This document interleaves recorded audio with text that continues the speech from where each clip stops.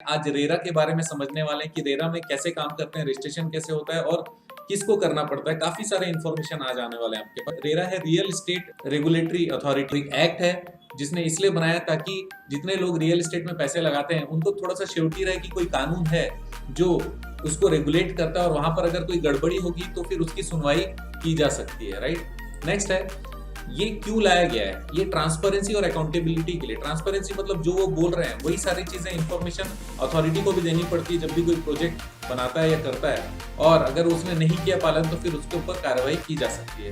जो रेरा का डिपार्टमेंट है, रेरा एक्ट 2016 के अंतर्गत वो एडजुडिकेटिंग अथॉरिटी के रूप में भी काम करता है। और रेरा एक्ट कब से चालू हुआ? 1 मई 2016 से। रतन कुंज आपके लिए लेकर आया है लकी ड्रॉ कॉन्टेस्ट। कॉन्टेस्ट में पार्ट लेने के लिए वीडियो को लाइक करें और चैनल को सब्सक्राइब करें और जीतें बेहतरीन इनाम।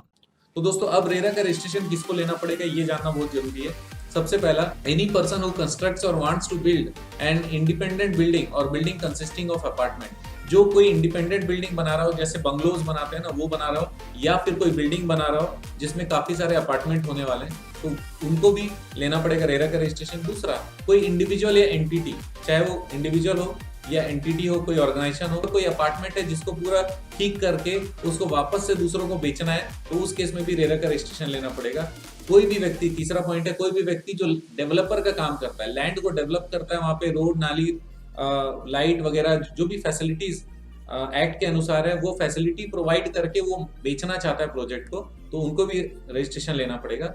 चौथा पॉइंट है कि गवर्नमेंट अगर किसी प्रोजेक्ट को हैंडल करता है, वहां पे बिल्डिंग वगैरह बनाता है और वहां पे अलॉटमेंट करने का प्रोसेस करता है, तो उनको भी रेरा का रजिस्ट्रेशन लेना पड़ेगा। डेवलपमेंट अथॉरिटी अगर कोई है जिसके पास प्लॉट है, जो प्लॉट सेल करना चाहता हो या अपार्टमेंट बनाकर बेचना चाहता हो, उनको भी। State level cooperative housing finance society या फिर प्रिमिटिव कोऑपरेटिव हाउसिंग सोसाइटी जो रहेगी, अगर वो कंस्ट्रक्शन करके कुछ बेचना चाहती है कोई प्रोजेक्ट को, तो फिर उनको भी लेना पड़ेगा रजिस्ट्रेशन। और ऐसा कोई भी व्यक्ति जो अपने आप को बिल्डर बता रहा होगा, कॉन्ट्रैक्टर बता रहा होगा, डेवलपर बता रहा होगा, कॉलोनाइजर बता रहा होगा, जो कॉलोनी बसाते हैं, स्टेट डेवलपर, अगर वो डेवलपर स्टेट डेवलपर है या फिर किसी और नाम से अगर काम कर रहा है, तो उसको भी रेरा रजिस्ट्रेशन की जरूरत है। लास्ट पॉइंट ये है कि अगर कोई व्यक्ति खुद मालिक नहीं है लेकिन मालिक का पावर ऑफ अटॉर्नी है या फिर उसके पास ऐसे डॉक्यूमेंटेशन है जिससे वो उस लैंड पे पूरा काम कर सकता है, डेवलपमेंट का काम कर सकता है, बिल्डिंग बना सकता है, अपार्टमेंट बना सकता है, बंगलो बना सकता है और बेच सकता है, तो उसको भी रेरा का रजिस्ट्रेशन लेने की जरूरत पड़ेगी। स्टेट गवर्नमेंट पर रियल एस्टेट रेगुलेटर कमेटी या अथॉरिटी का बिल्ड करना होगा। इसका काम स्टेट्स में रियल एस्टेट प्रोजेक्ट का रजिस्ट्रेशन करना होगा। डेवलपर्स और बायर्स के बीच विवादों का रिसोल्यूशंस और समय पर प्रोजेक्ट पूरे होने की निगरानी करना होगा। तुरंत ट्रिब्यूनल्स द्वारा विवादों का समाधान 60 दिन के अंदर करने का एक्ट 5000 वर्ग फीट या 8 अपार्टमेंट तक की निर्माण योजनाओं को छोड़कर सभी निर्माण योजनाओं को रेरा में रजिस्ट्रेशन कराना कंपलसरी है। कस्टमर से ली गई 70% अमाउंट को अलग बैंक में रखने और इसका केवल कंस्ट्रक्शन वर्क में प्रयोग का प्रोविज़न प्रोजेक्ट रिलेटेड जैसे लेआउट, एक्सेप्टेशंस, ठेकेदार और प्रोजेक्ट की ड्यूरेशन का डिस्क्रिप्शन खरीदार को कंपलसरी देने का प्रोविज़न है। अब बेनिफिट्स क्या है रेरा रजिस्ट्रेशन का? सबसे पहले ये, क्योंकि रेरा रजिस्ट्रेशन अगर हम कराते हैं तो फिर सारा इन्फॉर्मेशन रेरा को देना पड़ेगा और कस्टमर को अगर कोई दिक्कत होगी तो कस्टमर रेरा को बता सकते हैं। तो क्या होता है, रेरा डिपार्टमेंट का कंप्लायंस करना उनका जरूरी है, जो उन्होंने बोला वो देना जरूरी है और समय पर देना जरूरी है। सबसे पहले तो टाइमली डिलीवरी हो जाता है। दूसरा, जो चीजें बोली गई हैं प्रोजेक्ट बनाते समय, प्रोजेक्ट बनाने से पहले, वही सारी चीजें मिलती है ग्राहक को। और जितने भी परमिशन होते हैं सारे परमिशन उनको लेने पड़ते हैं, क्योंकि परमिशन पूरा जमा करना पड़ता है रेरा डिपार्टमेंट में। अगला इंपॉर्टेंट चीज है कि जो बिल्डर है वो जो बिल्डिंग का स्ट्रक्चर है वो सही बना है या फिर उसमें कोई भी खामी आ गई तो फिर उसके लिए जिम्मेदार माना जाएगा। अगर उसने कुछ गलती किया है, कंस्ट्रक्शन में कोई भी ढिलाई छोड़ी है, तो रेरा डिपार्टमेंट उनसे वसूली भी कर सकता है, उनके ऊपर एक्शन भी ले सकता है और उस चीज को ठीक भी करवा सकता है। और एडवर्टाइजमेंट की परमिशन नहीं है रेरा रजिस्ट्रेशन के बिना। अगर आपने कोई बिल्डिंग, कॉलोनाइजर या फिर कोई भी आप प्रोजेक्ट का काम कर रहे हैं और एडवर्टाइजमेंट कर रहे हैं और आपका रेरा रजिस्ट्रेशन नहीं है, तो आपके ऊपर कार्रवाई हो जाने वाली है।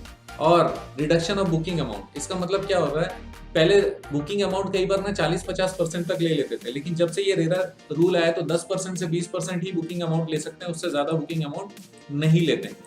अब वैलिडिटी क्या रहती है रेरा रजिस्ट्रेशन की, जब तक कि वो प्रोजेक्ट चलता है तब तक की रेरा रजिस्ट्रेशन की वैलिडिटी रहती है। लेकिन रेरा रजिस्ट्रेशन की वैलिडिटी कब बढ़ाई जा सकती है? सबसे पहला फोर्स मेज्योर, मतलब अगर कुछ प्राकृतिक आपदा आ गई, सूखा हो गया, वार हो गया, वार मतलब लड़ाई हो गई, फ्लड हो गया, फायर आग लग गई, साइक्लोन हो गया, अर्थक्वेक हो गया मतलब भूकंप आ गया, और या फिर कोई भी नेचुरल कैलामिटी जो कि नॉर्मली रियल एस्टेट के डेवलपमेंट में दिक्कत आएगी। जैसे ये कोरोना आ गया, तो कोरोना भी एक तरीके का नेचुरल कैलामिटी है। इस समय सारे लोग डरे हुए और काम नहीं कर रहे हैं, तो इसमें भी आगे बढ़ना पड़ेगा। नेक्स्ट है एक्ट ऑफ गॉड, कुछ भी ऐसा चीज जो कि प्रॉब्लम है और हमारे लिए नहीं सबके लिए प्रॉब्लम है, जैसे मैंने कोरोना बोला वो भी एक एक्ट ऑफ गॉड ही बोल सकते हैं। अगर हमारा ये वीडियो आपको पसंद आया है तो इस वीडियो को लाइक कीजिए, शेयर कीजिए, चैनल को सब्सक्राइब कीजिए और हमारे लेटेस्ट वीडियो आप बिल्कुल मिस ना करें, उसके लिए इस बेल आइकन को जरूर प्रेस करें। वैसे आपका कोई सुझाव हो या कोई बात आप हमसे शेयर करना चाहते हैं तो प्लीज कमेंट बॉक्स में जरूर लिखें। हमारा ये वीडियो देखने के लिए बहुत बहुत धन्यवाद।